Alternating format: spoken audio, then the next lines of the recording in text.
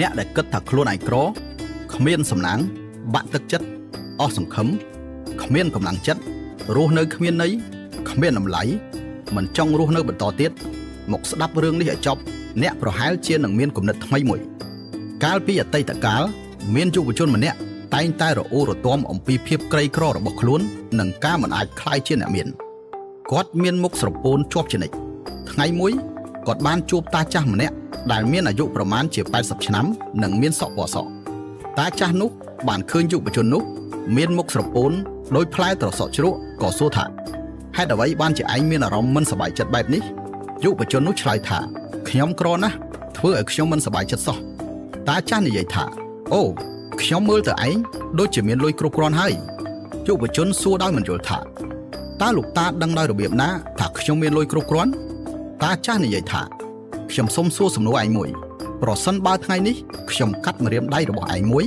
ហើយឲ្យលុយឯង$1000តើឯងព្រមទេយុវជននោះឆ្លើយថាខ្ញុំមិនព្រមទេតាចាស់ក៏និយាយទៀតថា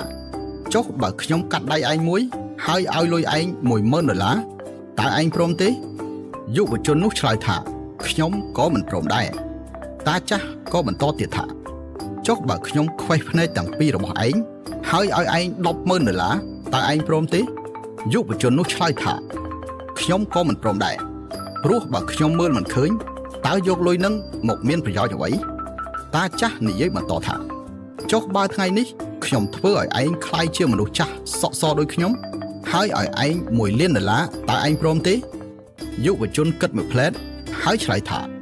ខ្ញុំក៏មិនព្រមដែរតាចាស់និយាយថាបើឥឡូវនេះខ្ញុំយកជីវិតរបស់ឯងហើយឲ្យឯង$10,000,000តើឯងព្រមទេ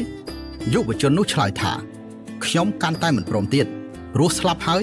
តើបានប្រយោជន៍អ្វីទៅតាចាស់និយាយថាឃើញទេហេតុអ្វីបានជាឯងនិយាយថាខ្លួនឯងក្រឯងមានទ្រព្យសម្បត្តិជាង$10,000,000រួចទៅហើយដូច្នេះឯងគឺជាយុវជនមានគ្រប់គ្រាន់នៅពេលឮបែបនេះគាត់ក៏ភ្ញាក់រលឹកហើយដូចជាយល់រឿងអ្វីមួយជាការពិតតាមរយៈរឿងខ្លីមួយនេះខ្ញុំចង់ប្រាប់ដល់អ្នកទាំងអស់គ្នាដែលបានឃើញវីដេអូនេះថានៅក្នុងជីវិតប្រសិនបើថ្ងៃនេះអ្នកបើកភ្នែកពេលព្រឹកឃើញព្រះអាទិត្យរះឡើងថ្មីអាចដកដង្ហើមដោយសេរីបានស្រូបយកខ្យល់បរិសុទ្ធអ្នកគួរដឹងថាអ្នកជាមនុស្សមានសំណាងនិងមានសុភមង្គលប៉ុណ្ណាចំពោះអ្នកដែលតែងតែត្អូញត្អែថាក្រអ្នកដែលត្អូញត្អែថាជោគវាសនាមិនយុត្តិធម៌សូមពិចារណាលើលេខទាំងនេះនៅលើភពផែនដីដែលមានមនុស្ស7.5 billion នាក់នេះជាមធ្យមមានមនុស្ស290000នាក់មិនអាចឃើញព្រះអាទិត្យថ្ងៃស្អែកទូទាំងពិភពលោកយ៉ាងហោចណាស់មានអ្នកជំងឺ1.75 លាននាក់កំពុងដេកនៅលើគ្រែពេទ្យហើយប្រហែលជាមន្ទីរពេទ្យគឺជាស្ថានីយ៍ចុងក្រោយនៃជីវិតរបស់ពួកគេសង្គ្រាមនៅលើពិភពលោកមិនដែលឈប់ឡើយរៀងរាល់ថ្ងៃយ៉ាងហោចណាស់មានមនុស្ស80លាននាក់ត្រូវរងទុក្ខដោយសារសង្គ្រាមរត់ភៀសខ្លួននិងប្រណាំងជាមួយសេចក្តីស្លាប់នៅលើពិភពលោកនេះមានប្រជាជនជាង1.5 billion នាក់រស់នៅក្រោមបន្ទាត់នៃភាពក្រីក្រពួកគេកំពុងព្រួយបារម្ភអំពីអាហារប្រចាំថ្ងៃគ្មានសម្លៀកបំពាក់សមរម្យគ្មានអាហារគ្រប់គ្រាន់និងរស់នៅដោយលំបាក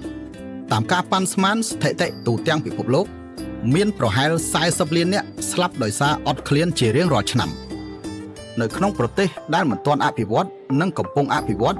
មានប្រជាជន2 billion នាក់ត្រូវប្រឈមមុខនឹងភាពក្រីក្រក្នុងនោះជាង 40% នៃប្រជាជនមិនអាចទិញសម្លៀកបំពាក់ថ្មីបានម្ដងក្នុងមួយឆ្នាំហើយមិនអាចញ៉ាំសាច់បានម្ដងក្នុងមួយឆ្នាំមនុស្ស280លាននាក់កំពុងរស់នៅគ្មានផ្ទះសម្បែងហើយឥឡូវនេះអ្នកដែលអាចមើលឃើញវីដេអូនេះដោយគ្មានការលំបាកបង្ហាញថាអ្នកពិតជាមានសុភមង្គលនិងសំណាងណាស់ព្រោះនៅទូទាំងពិភពលោកមានមនុស្ស12លាននាក់ពិការភ្នែកនិងជនពិការប្រភេទផ្សេងៗទៀតសរុប43លាននាក់សម្រាប់ពួកគេការអាចមើលឃើញពិភពលោកមានពណ៌ចម្រុះការស្ដាប់ឮសំឡេងធម្មជាតិការអាចងើបក្បាលបត់ចង្កេះដើរលើផ្លូវឡើងជណ្ដើរនិយាយស្ដីបានគឺមិនខុសពីជីវិតទេវតាទេរឿងរ៉ាវក្នុងលោកមិនថិតថេរជីវិតមនុស្សមិនទៀងសូមធ្វើអំពើល្អនិយាយល្អចេះស្កប់ស្កល់កុំឲ្យសម្ភារៈនិយមធ្វើឲ្យវង្វេងភ្នែកកុំឲ្យបរាជ័យតូចតាចធ្វើឲ្យបាត់បង់ទំនុកចិត្តនិងឆន្ទៈកុំអង្គុយលើភ្នំមាសហើយនិយាយថាខ្លួនក្រ កុំដេកនៅលើសុភមង្គលហើយមិនដឹងខ្លួនចងចាំថាធាតុសំខាន់លំដាប់ទី1នៃជីវិតគឺសុខភាពនិងសុវត្ថិភាពរីឯលុយកាក់តួនាទីនិងកេរ្តិ៍ឈ្មោះគ្រាន់តែជារបស់បំពេញបន្ថែមប៉ុណ្ណោះអ្វីនៅក្នុងលោកមិនស្ថិតថេរជីវិតមនុស្សមានជាក់លាក់តែមិនទៀងគ្មានគ្រោះកំណាចណាធំជាងការមិនចេះស្កប់ចិត្តនោះទេស្ដាប់រួចតើអ្នកគិតយ៉ាងម៉េចដែរ